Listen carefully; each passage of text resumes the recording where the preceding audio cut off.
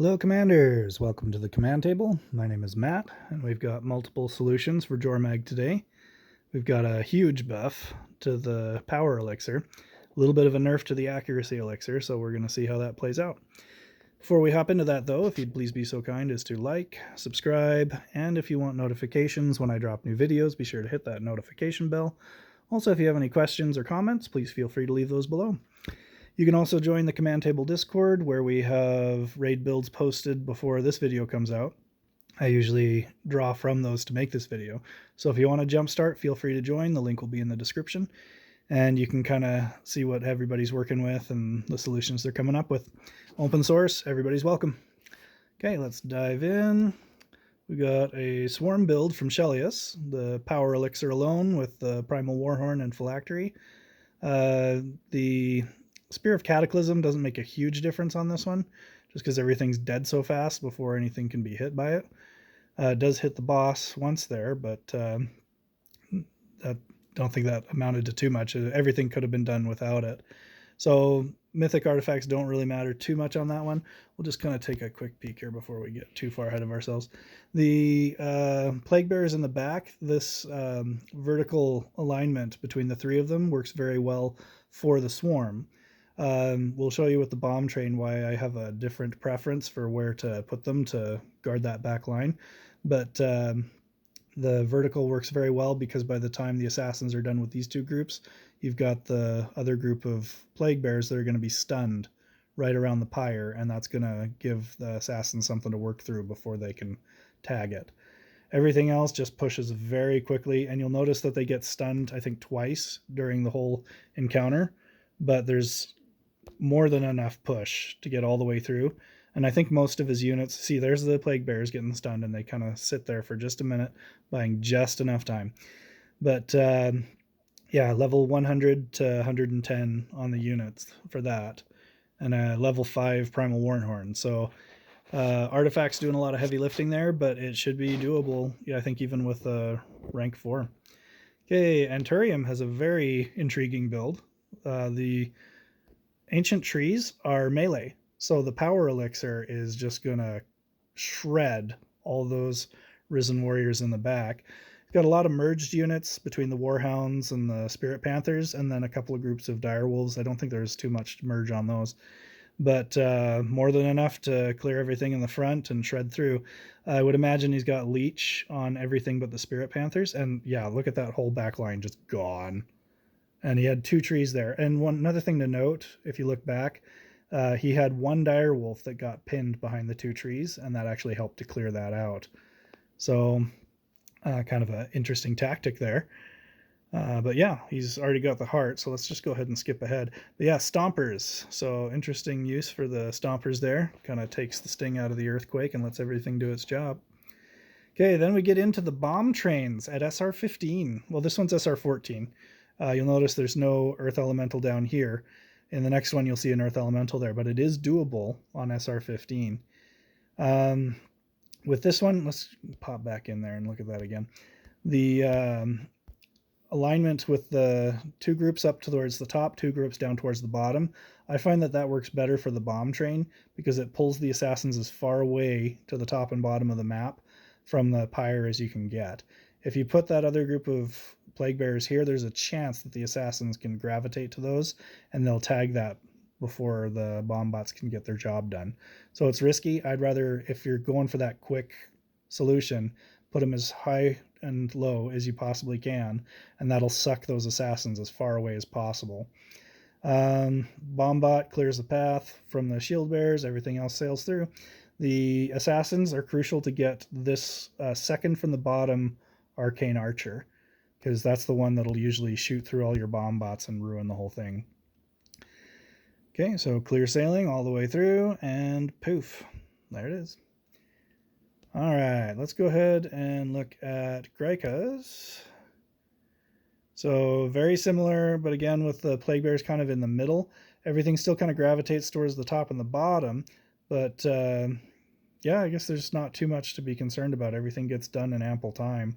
It's just I don't want that random occurrence where assassin just varies and goes to that center group and then it tags the pyre before all your Bombbots are done.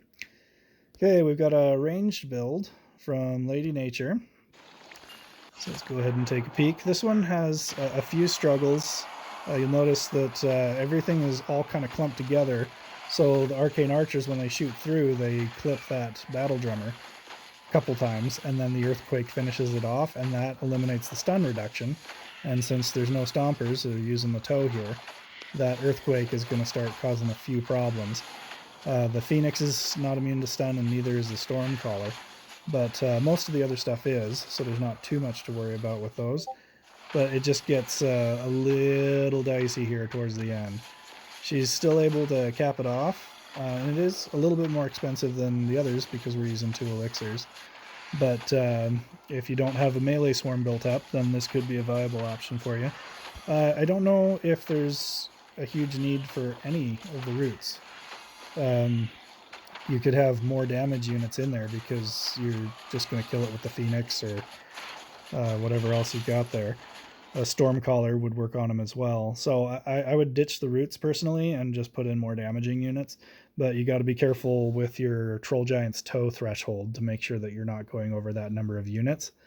And if you are, just take one of the units that has multiple bodies and put a Merge Stone on it.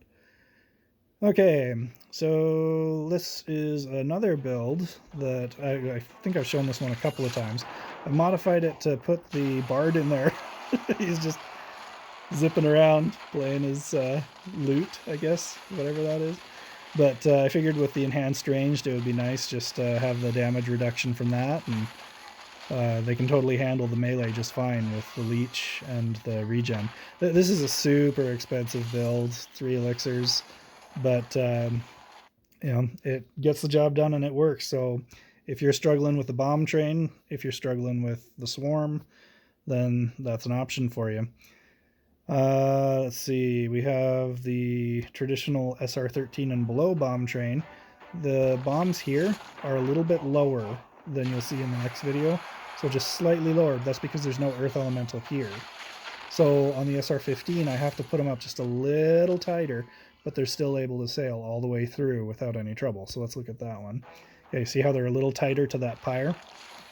I had merge stones on my assassins and I didn't want to take them off, but I think it's better to not have merge stones because you're more likely to get all of the arcane archers. But yeah, clear sailing all the way through, and we can look at the layout of that and explain things again. I feel like I've explained this a dozen times. The arcane blades pull the assassins and just have them chase them all the way to the front line, and then the arcane blades can start working on that. This assassin clears up the 2 frost wizards, which keeps them from freezing the bomb train as it comes through. I prefer the fire knights here just so that I don't ever have to change them out, but you can use other units. Fire units because they're fire knights because they're immune to the cold burning attacks and freezing attacks. So that buys you a little more time. They actually need to be shifted up just a nudge. I normally like this bottom fire knight to be in between the 2 front shield bearers, but it seems to work just fine. It pulls that earth elemental out of the way just fine. You got to make sure that this Bombot here isn't too far down because it's got to get that top right shield bearer. A couple times getting my other bomb train set up, I don't get that one shield bearer done, and then it intercepts the whole bomb train, messes everything up. The dire wolves are fantastic down here because they're immune to freeze, so if they do get hit, they still start clearing through, and they work their way up a bit, just enough for the earth elemental to gravitate towards them and get out of the way. So we'll let that run one more time, and then we'll call it for this video. So yeah, earth elementals go up and down, assassins kill the stuff in the back, arcane blades pull the assassins from my back end and just have them chase the whole way, and game over. Alright, so that's it for today. Thank you for watching. Again, please do like and subscribe. You can check out TCT Discord, and special thanks to everybody who contributed today. Lots of help. Everybody's chipping in to help find some good solutions and save some elixirs and keys. Again, please subscribe. That's the biggest thing you can do to support the channel. Sure appreciate everybody, and have a lovely day. We'll see you again soon.